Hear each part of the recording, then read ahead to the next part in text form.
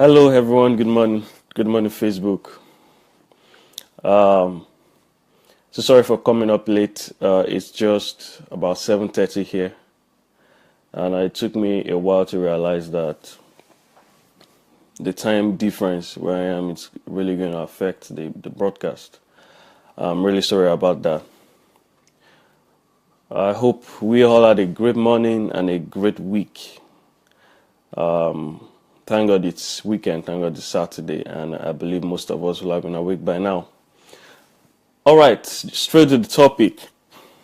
A few weeks ago, about 2, 3 weeks ago, while scrolling my Facebook profiles, Facebook timeline, I came across some some videos that I would rather describe as way too extreme.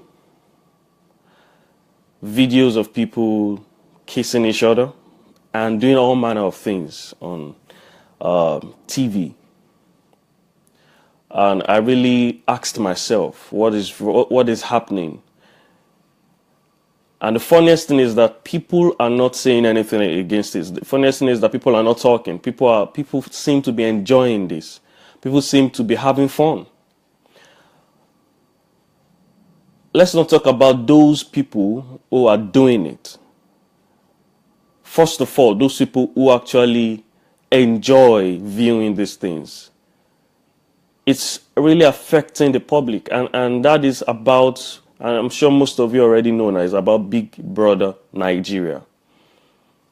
Before I actually proceed, I would like to, I did a little bit of research on the history of Big Brother, and I would like us to really understand the goal and the motive behind Big Brother and what it's actually all about. So the idea of Big Brother, I'm reading from Wikipedia right now, so if you have internet, you can also Google it up later. Big Brother is a game show in which group of contestants referred to as house guests live in a custom-built house, constantly under video surveillance. While in the house, the contestants are completely isolated from the outside world, meaning no phone, television, internet, magazines, newspaper, or contact with those in the house. While a competition, the series allows viewers all over the world, anywhere, those who have access to them, to witness the relationships formed in the house and the behavior of the house guests. Though locked in the house guests are free to quit the game. Now, they are doing all these things for a grand prize of $500,000. Now, this is for the one for US, because actually that is where it all started from. Started around 1997. Now, the thing is this. I know many of us know about this Roman arena. They call it the arena. Now, in the Roman Empire, slaves are kept in confinement. Prisoners are kept in confinement, all right? And they make them to fight. They fight one another. They fight one another for the pleasure of the people, for the pleasure of audience. Okay? So there are so many Roman themes that portray this. So many Roman themes. They keep them together. They call them gladiators. I know some of us have watched The Gladiator. Now they make them fight for their freedom. They make them kill for fun. And if you haven't killed your opponent, you have not yet won. You have not yet won the game. You have not yet won the match. So this is what they actually make them do. They make them kill their opponent. Now let's relate this to what Big Brother is trying to do. Okay, you bring a set of people into a confinement, though it is on their own free will. It is not something that you put them by force. They come in on their own will. Probably they must have signed some document before coming in. They must have signed some non-disclosure agreement or whatsoever. And now you put them in the room for a period of 3 months. This is still a cage. It is a modern prison to me. Now you make them commit all sorts of atrocities, sexual immorality, You make the, this is animalistic. I think this is animalistic, and they are not really seeing it. They are like lab rats. It's like you put some set of rats together in a cage and you're experimenting, seeing how they're going to, interact with one another, their sexual behavior, their, their mental behavior, their psychology. And at the end of the day, you give one person a grand prize. That is, to me, this is modern day slavery. You might not have thought of it by now. It might not have occurred to you by now. It didn't occur to me for a long time until 2 weeks ago that this is what is happening. And not that the effect it's having in the society is so alarming. The effect is so alarming. I think it has gone down for the past 1 week. It has reduced. But for the past 2 weeks, everybody was talking about Big Brother Nigeria. Everybody was so proud to share posts of people kissing publicly, of people touching their private parts on TV. Imagine, on TV. Now, that's to the extreme. I know that Big Brother do showcase people taking their shower, in the bathroom for those people who have access or those people who want to watch it. But when you can publicly distribute videos of people pressing or touching their private parts, and some people are still bold enough to share it on social media. Now, you share a post on social media, let's say you have 2,000 friends. Each of your 2,000 friends have at least 500,000 or 500 friends. Now, do you know the amount of people that have seen this post? And not to talk of the people that are still young, people that still need to make decisions, people that are still struggling with the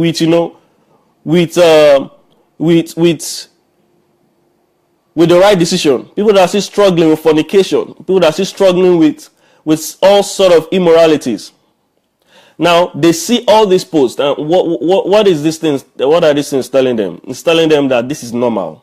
It's actually okay to, it's actually okay to do these things, and they start imagining themselves doing it. They start thinking about these things. They want to experiment. They want to experiment. Now, like I wrote in my post, we are not aware of what media and entertainment is doing to our world. Media and entertainment is actually controlling our generation. Media and entertainment is actually controlling youths and teenagers. It's controlling the economy in a whole. And it's affecting us big time. It's affecting us real time. Because at the age of 16 or 17, when you're meant to be serious, trying to solve mathematics, physics, or chemistry problems, or problems that will solve, that will create a landmark in the country, you are busy thinking or fantasizing about Big Brother Nigeria, or fantasizing about all the immoralities that they're doing. Now, it's so terrible. It's so terrible because countries, that is why in some countries they ban, in fact, Facebook is banned in some countries. Social media is banned in some countries, and that is because of the fact that they know the consequence. They know that it can actually lead to a lot of things. It can actually lead to a lot of imbalance. It can lead to a lot of imbalance. Nowadays, most times, I just make it an habit to switch off my internet because you see a lot of distractions. I can hardly, scroll my Facebook 2-3 scrolls, without seeing a nude expression. And the thing is that people are so proud of portraying nudity. And they think nudity is maturity. Nudity has become a sense of maturity. Okay? If you don't take a Facebook profile picture and you're exposing a little part of your body, you're not seen as matured. You are seen as immature. And that is what our economy is actually turning into. That is what our society is turning into. And media and entertainment has to do with that. Because you are not yet complete. You are not yet set until you have actually exposed a little part of your body. And that is what Big Brother is portraying. That is what Big Brother is portraying. It's actually okay for us. It's actually okay for you to, for you to do the things that your grandfathers dare not do in front of you, for you to do it in TV, constantly under surveillance. I wonder how those people are not really ashamed, and the thought didn't come to them that, come on, we're actually lab rats. This is a social experiment. It's a social experiment. It's a social experiment. And the main reason why I actually did this post is to call the attention of those people who have in their heart to do seminars or to do programs that encourage sexual purity, that encourage leadership, that encourage intellectual development. I'm so proud about a lady yesterday. At least I was scrolling through my Facebook timeline, and I saw that she did a couple of seminars on sexual purity. She went to some secondary schools. Now, this is what we're talking about. We need to educate them right. We need to educate them right. If at age 17, a Nigerian child does not know the problem he or she wants to solve in Nigeria, then there's a problem. So I'm appealing to all those. I know so many people have passions.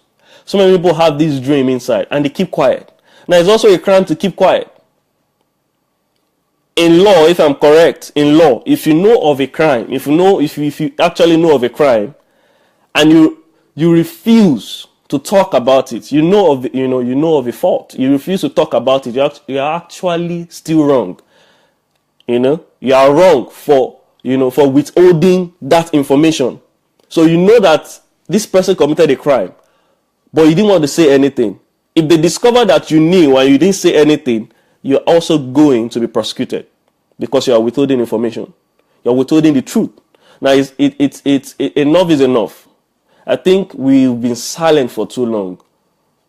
Those who know the truth, those who know the consequence of what media and entertainment is doing to our children, to our generation, because I'm concerned about the future of my children. I'm concerned about the future of my children in the next 20 years, in the next 25 years. What will become of them? We know technology is changing a lot of things. Technology is moving so fast. So we also need to think fast. If the government cannot regulate these things for us, the countries that they cannot hear this program, the government is actually doing a lot to make sure that they screen what is being fed to the general public. But Nigeria is not that country. That is why we need to stand up. We need to stand up. Individuals need to stand up. We need to stand up. If the government cannot do it for us, we need to do it for ourselves. We need to do it for our generation.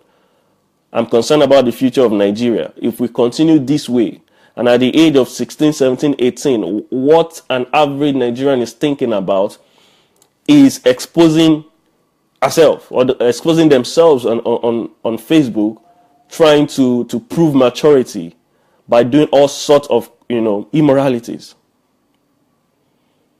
So I plead, I'm making a gentle appeal to everyone watching this right now. If you know the truth and you are still withholding the truth, it's a crime. If you know the truth and you are still withholding the truth, if you know what is right and you are not saying it, it's actually a crime. Nigeria needs you. The country needs you. The nation needs you to set things right again. So please, the message I'm trying to pass is this. What Big Brother Nigeria or what Big Brother in any country is trying to do is a modern day slavery. And if we continue to promote it, if we continue to be proud about it, it actually means that we are in a state of decadence, that cannot be corrected no more. We're in a state of decadence. We're in a state of decadence. So please, let's do all we can. Let's do all we can. Let's do all we can. If not for the sake of our children, the sake of this generation, let's tell them. Now, it's not about the religion you belong to now. It's not about the religion, but this is about morals. This is about doing the right thing. It's high time they begin to understand that it is actually not so matured. It's actually not, it's not maturity to expose yourself. It's not maturity. Imagine, people are so confident doing videos twerking. Now it has become a viral thing. If you have not done a video of yourself twerking, then maybe you've not arrived. And I begin to wonder, is it normal for you to wake up early one morning and say you want to do a video and you are exposing yourself to the whole world to see? So please, let's do our lot. Let's do all we can to save this generation, to save this country. I was so impressed when I read a post about a lady, I think she's in the US right now, and she was saying something about writing about her own opinion about Big Brother. And she said when she was 16, they were looking for her, they came looking for her at her house to give her an award, a national award for being the best student in mathematics. And right now, she's a medical doctor in US. Thank God she's not in Nigeria.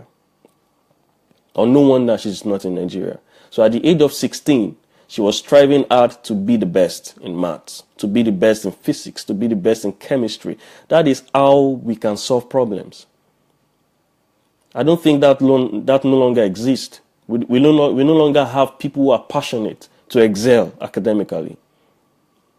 And that needs to be corrected. So if you are hearing this, you know the right thing to do, please. Let us educate ourselves. Let us educate the youths, the young ones, the teenagers coming. Let us tell them what life is. And let's tell them what they need to do. Because the media won't tell them. Entertainment will tell them. The government would not tell them. NBC would not tell them. It's our responsibility. It's our job to tell them. And if you're a parent, you have refused to take up that responsibility, then there's trouble. So please, let's do our best to make sure that Nigeria becomes a country where we want to see our children in the next 20, 25 years grow up in.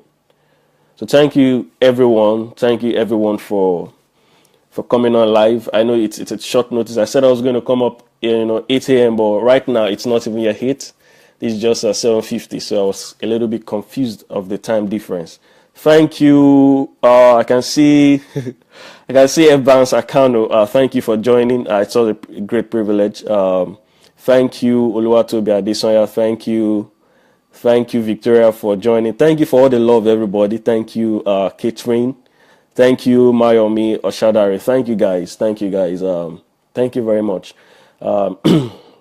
Thank you very much. It's such I'm humbled to know that people still want to hear stuff like this, and I hope that I've been able to do a little bit that I can. It's not left for us to continue to spread this message, to spread this, to spread this gospel of truth to everyone. So thank you, and do have a very wonderful Saturday. When next I'm going to come live, I'm definitely going to inform you guys. I hope to do this often and often because I do surely have a lot to say.